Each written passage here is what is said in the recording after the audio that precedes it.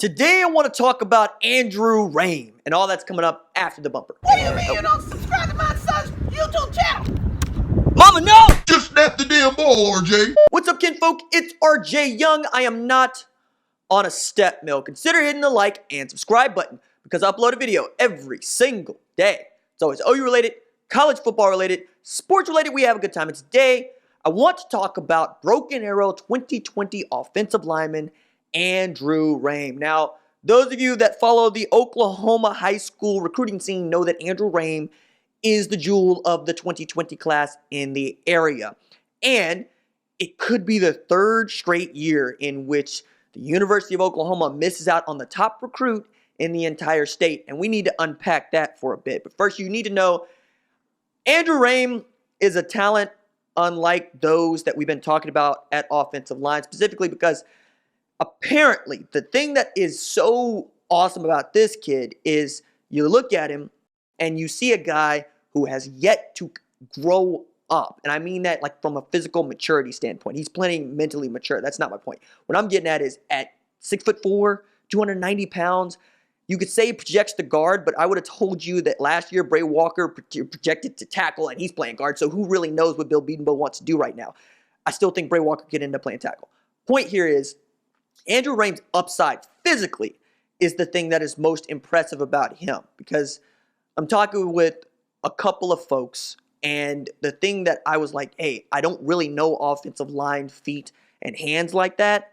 So I talked to one of my buddies who I trust about offensive line play, and he says, hey, look, man, the thing about, say, Creed Humphrey is that he came in ready-made. He's already as enormous as he's ever going to be, and he is prepared right now to play in the NFL. And you give him another year of seasoning, he'd be gone, right? You're talking about a center that could be a first-round draft pick. Andrew Raym could still blow up, right? You could still make that guy bigger. Now, there's many people that believe that he projects to guard at Oklahoma and most places at the high major level. But if it's as simple as, hey, he's going to put on a little weight over the next 2 or 3 years, and then you could see him playing left tackle, even right tackle, whatever, then that becomes appealing. Now you get to understand how Michigan, UGA, and OU are all in a fight for his services and his commitment date. You can check OUinsider.com for more. My man Brandon Drum has you filled in on that.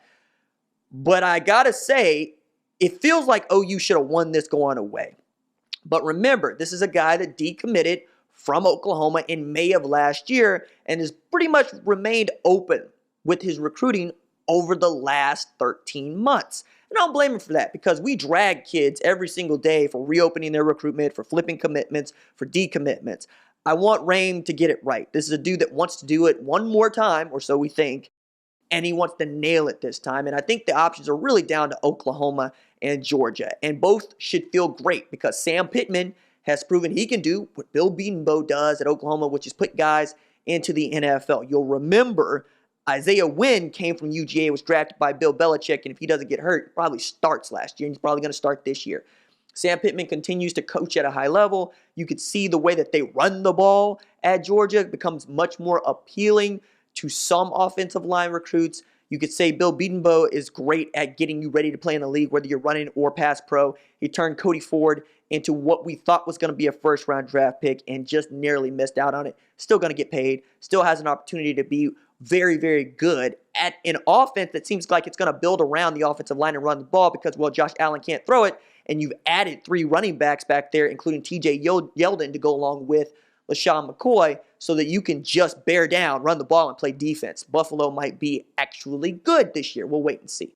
But as far as Andrew Raym, I think that you should be shaking in your boots if you're an OU fan if this kid decides to commit outside the state, because you will have lost Josh Proctor to Ohio State, you will have lost Dax Hill to Michigan, and you will have lost Andrew Raym to either Georgia or Michigan, which is another way of saying, look, it's one thing for the SEC to come in here and take a kid because they can show you that they have done something that Oklahoma can't do, which is, win a national championship, or at the very least in Georgia's assessment, play in a national championship and beat Oklahoma in the process. But Michigan, if you can't out-recruit Michigan, and I get the academics and whatnot, we got a problem. Because, yeah, you're getting guys like Trevin West. You're getting guys like Brian Darby, and you should. but you should also be able to lock up the state of Oklahoma, especially for the highest rated recruits in the state. It's not just like letting Miles Slusher leave or not even offering him, which I've been stumping about for a year. It's about, hey, look, everybody has identified this guy as the best player in your state, which means by default, you should want him at Oklahoma. You'll figure out what you're going to do with him later, but you need to get him in the boat. And the fact that he still doesn't know, that doesn't necessarily speak the greatest, but we do know that who Bill Bedenbaugh gets, Bill Bedenbaugh seems to develop, and Bill Bedenbaugh puts out an outstanding offensive line, and his guys get drafted. All right, that would be my argument. It would be Lincoln Riley going up to Nate Burleson going, hey, recruit me to Oklahoma in under 60 seconds, in which Lincoln Riley said it ain't going to take 60 seconds. Nate, have you watched the last two drafts? Which is exactly what Bill Bedenbaugh, Lincoln Riley should be saying to Andrew Raym. And if he doesn't want to hear it, that's what it is. Still not a good look that he wants to leave, but that's the pitch. We'll see if Andrew Raym wants to do it because dude is super athletic. The dude has hand-eye coordination like you read about. Just watch him hit a baseball. And we already know that he can do the job you're asking him to do. All right, that is it for me. I'm going to ghost Jason Nesball tonight. Deuces.